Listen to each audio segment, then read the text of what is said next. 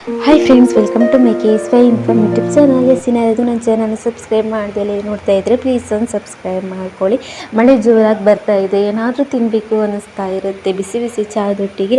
ಇವತ್ತು ನಾನೊಂದು ಸ್ನ್ಯಾಕ್ಸ್ ರೆಸಿಪಿನ ಹೇಳ್ಕೊಡ್ತಾ ಇದ್ದೀನಿ. ತುಂಬ ಟೇಸ್ಟಿಯಾಗಿರುತ್ತೆ, ಕ್ರಿಸ್ಪಿನೂ ಆಗಿರುತ್ತೆ, ಎಷ್ಟು ಮಾಡಿಕೊಟ್ರು ತಿನ್ನಬೇಕು ಅನಿಸುತ್ತೆ. ಬನ್ನಿ ಹೇಗೆ ಮಾಡೋದು ನೋಡ್ಕೊಳ್ಳೋಣ.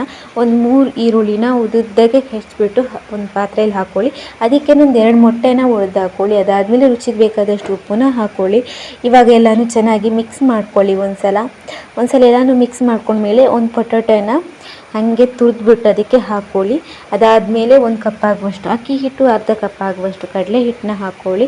ಅದಕ್ಕೇ ಇವಾಗ ಸ್ವಲ್ಪ ಸ್ಪೈಸಿ ಎಲ್ಲ ಆ್ಯಡ್ ಮಾಡಿದರೆ ಚೆನ್ನಾಗಿರುತ್ತೆ ಅಲ್ವಾ ತಿನ್ನೋದಕ್ಕೆ. ಅದಕ್ಕೆ ಇವಾಗ ಸ್ಪೈಸಿನ ಆ್ಯಡ್ ಮಾಡ್ಕೊಳ್ಳೋಣ. 1 ಸ್ಪೂನ್ ಆಗುವಷ್ಟು ಪೆಪ್ಪರ್ ಹುಡಿನ ಹಾಕ್ಕೊಳ್ಳಿ. ಹಾಗೆ ಒಂದು ಅರ್ಧ ಟೀ ಸ್ಪೂನ್ ಆಗುವಷ್ಟು ಕಲ್ಲರ್ಗೆ ಅಂತ ಅಚ್ಕಾರದ ಹುಡಿನ ಹಾಕ್ಕೊಳ್ಳಿ. ಅದಾದಮೇಲೆ 1 ಟೀ ಸ್ಪೂನ್ ಆಗುವಷ್ಟು ಧನಿಯಾ ಹುಡಿನ ಹಾಕ್ಕೊಳ್ಳಿ. ಹಾಗೆಯೇ ಇವಾಗ ರುಚಿಗೆ ಸ್ವಲ್ಪ ಇನ್ನು ಉಪ್ಪು ಬೇಕನ್ನಿಸುತ್ತೆ, ಸೊ ಉಪ್ಪು ಹಾಕ್ಕೊಂಡು ಎಲ್ಲನೂ ಚೆನ್ನಾಗಿ ಮಿಕ್ಸ್ ಮಾಡ್ಕೊಳ್ಳಿ.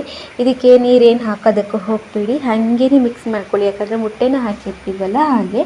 ಆಮೇಲೆ ಈರುಳ್ಳಿನಲ್ಲೂ ನೀರಿನ ಅಂಶ ಇರುತ್ತೆ, ಸೊ ಎಲ್ಲನೂ ಚೆನ್ನಾಗಿ ಹಾಗೆ ಮಿಕ್ಸ್ ಮಾಡಿ. ಬೇಕು ಅನಿಸಿದ್ರೆ ನೀರನ್ನ ಹಾಕ್ಕೊಳ್ಳಿ.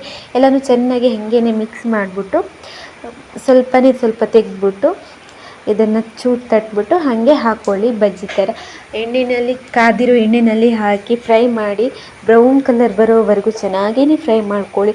ಅದಾದಮೇಲೆ ಒಂದು ಸ್ವಲ್ಪ ಗ್ರೀನ್ ಚಟ್ನಿ ಅಥವಾ ಟೊಮೆಟೊ ಚಟ್ನಿ ಇದ್ದರೆ ಅದ್ರ ಜೊತೆ ತಿನ್ನೋದಕ್ಕೆ ತುಂಬ ಟೇಸ್ಟಿ. ಮಳೆ ಬರ್ತಾ ಚಹಾ ಕಾಫಿ ಜೊತೆ ತುಂಬ ಚೆನ್ನಾಗಿರುತ್ತೆ. ನೀವು ಒಂದು ಸಲ ಟ್ರೈ ಮಾಡಿ.